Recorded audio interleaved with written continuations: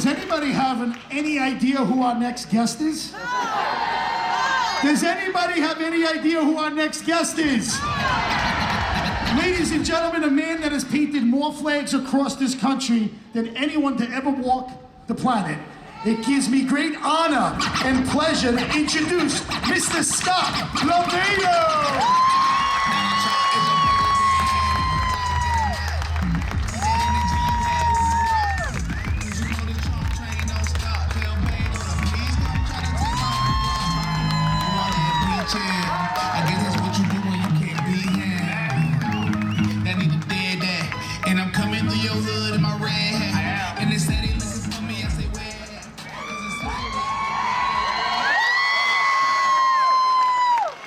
Maybe I should run for something.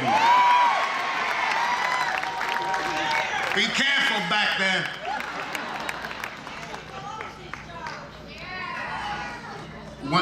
When I travel the States and people ask me where I'm from, I tell them Staten Island, and they're like, what's up with that place?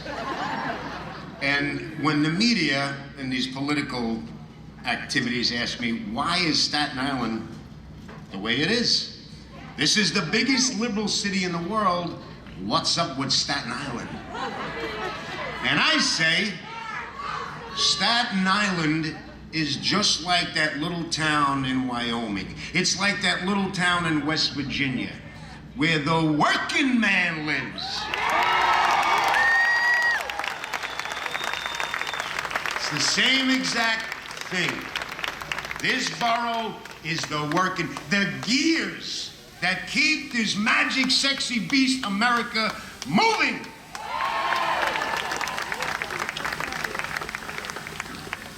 I'm not a speaker, I'm not a speech writer. I put some words on a Sharpie, I'm gonna ramble. They said I can have as much time as I want, so bear with me.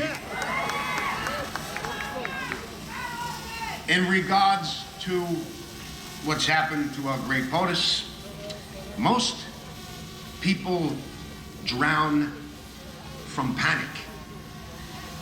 Everybody has to calm down. Stop listening to the talking heads and calm down.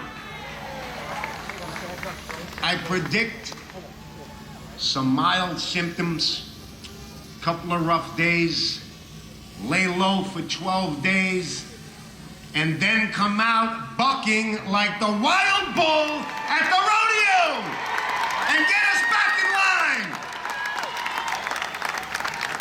Texas. So stay calm, keep your head above water, and tread. Don't listen to the talking heads. All right, I'm gonna do something I don't normally do because I'm a very shy, subtle guy. I'm gonna talk about me for a little bit. The American flag. As you've seen in the video, it's my favorite thing to say when I do a speech, and I don't care if you're tired of hearing it. I did flirt with the Mona Lisa at the Louvre in Paris. And as an artist, it was amazing. As a child being an artist, I gazed in awe at the Sistine Chapel. Michelangelo. If you've ever seen it, it's amazing. But as an artist, it's extra special. I touched the Van Gogh, the painful brushstrokes of Vincent Van Gogh. I believe it was at the MoMA or the Guggenheim. I wasn't supposed to, but I had to. If you're not an artist, you don't understand this energy, this magic, the pain that we go through and the pain that he went through. These are the masters, the greatest works of art ever created. But to this little man, the most meaningful, beautiful, sexiest work of art is that Star-Spangled Banner.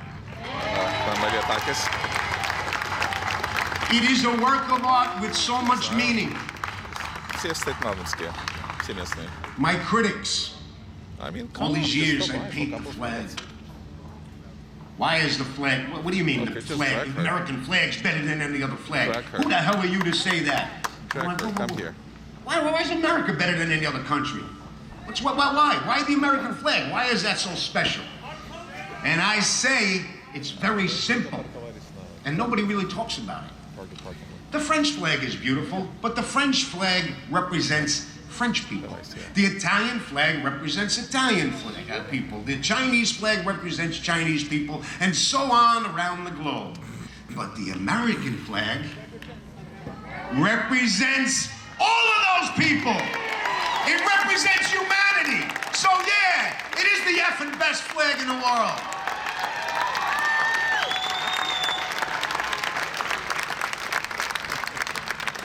And where do I fit in with this greatest work of art? For some of you people who may not know who I am or what I do, let me explain a little bit. I am no genius. I'm not going to create the next great ism or art movement. I'm not that great. I have one job. That is to promote and celebrate, defend that work of art. That work of art. That's all I'm doing. Traveling around and let people know what is great about that flag. And teach people about the stains of blood that are on that flag. That's all I'm doing. I'll do it to the day I die. There's something else that some of you might not know about me. I got a little fire in my belly. I'm an activist. I don't take crap from anybody. When they're hurting my community, God, I'm speaking like a politician here. The political correct thing. Back in the 90s, yeah, I started this patriotic flag movement because patriotism was low, and that's what was my calling, to bring this flag back to life through what I know, paint and brush. But I saw political correctness pop its ugly head out of that hole. And I said, that thing is gonna grow. It's gonna get teeth, and it's gonna get ugly, and it's gonna devour some valuable things about this country. Here we are. So I fought. And you, my friends, you know me a long time. You see me on the front page in handcuffs or on the 6 o'clock news because I was defending the Pledge of Allegiance or whatever. And you're like, ah, that crazy Scott, look at him, that nut.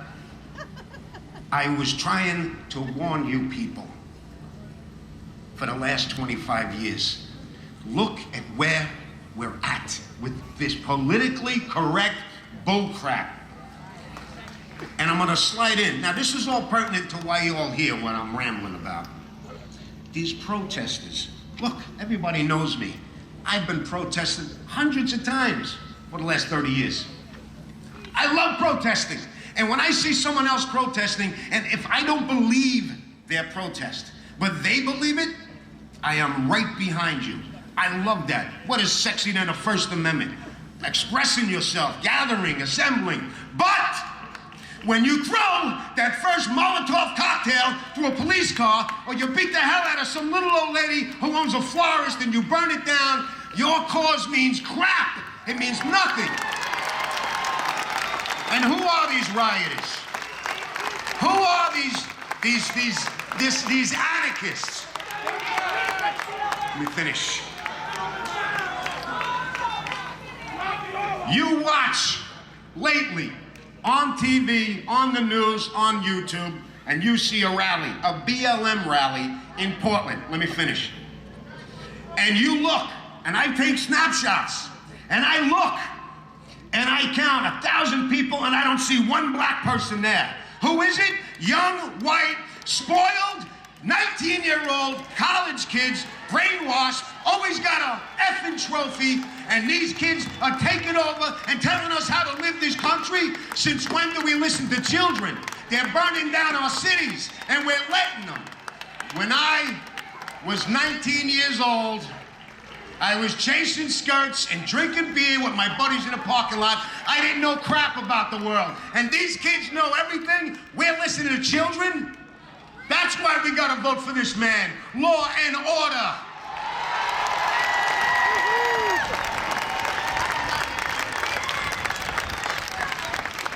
Gets me so pissed off.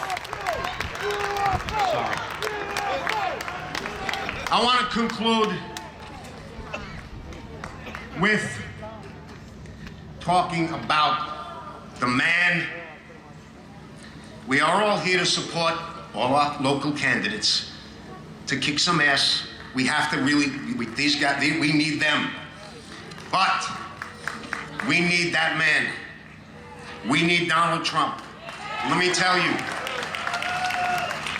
I swear on my soul, 50 years from now, I will look down from the cloud, hopefully not up, look down. I'm doing some good things, so. And I will look down and I will look at my land that I've traveled through, and I will see one of my favorite states, South Dakota, and I'll be sitting on my cloud chair with my martini and my cigarette, and I'm gonna look down South Dakota, and I'll see men and women on ropes, suspended, carving the next face onto Mount Rushmore, Donald Trump, and I know that's gonna happen.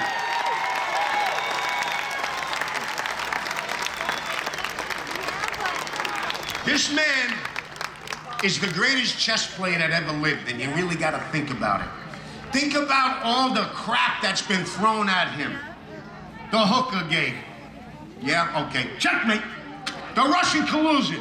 He waits a day, and then he goes, checkmate. All the time. The man walks into a room with 1,000 people for 5 minutes, and he will read everybody's face in that room. I don't care what people make fun of me. I think this guy is a hero. He is a hero. He is. He stepped up. And the other chess move that I love, when those nuts, those sick, spoiled punks took over Seattle and made their autonomous zone, Chad or Chaz or whatever the heck it was, and the people let it happen. And I said, POTUS, Booby, send in the Marines. Slap the shit out of these punks. But he didn't. He sat back.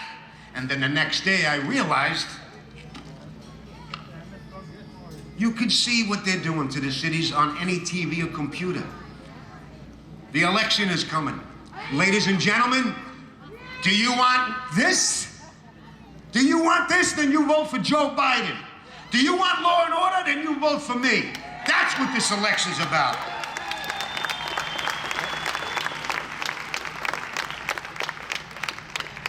The man is here to clean our house. The house was a mess. There's a lot of Italians out here.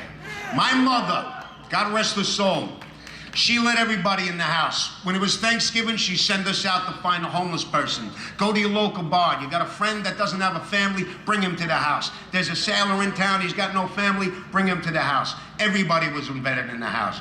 But if the house wasn't clean, nobody comes in the house. You all know that, right?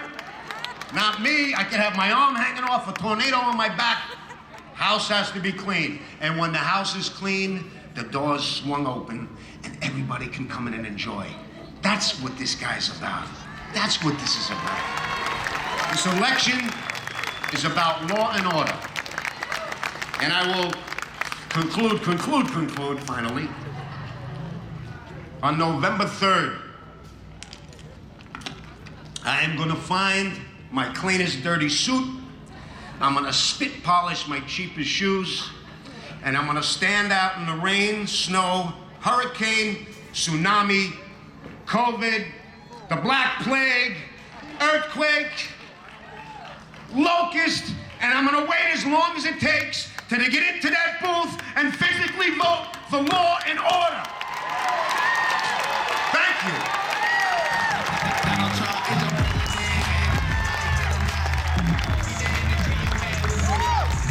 Thank you, Scott.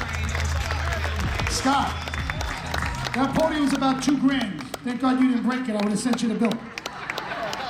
All right. Somebody was so excited to get here that they left their car running in the parking lot. Gray Honda CRV, license plate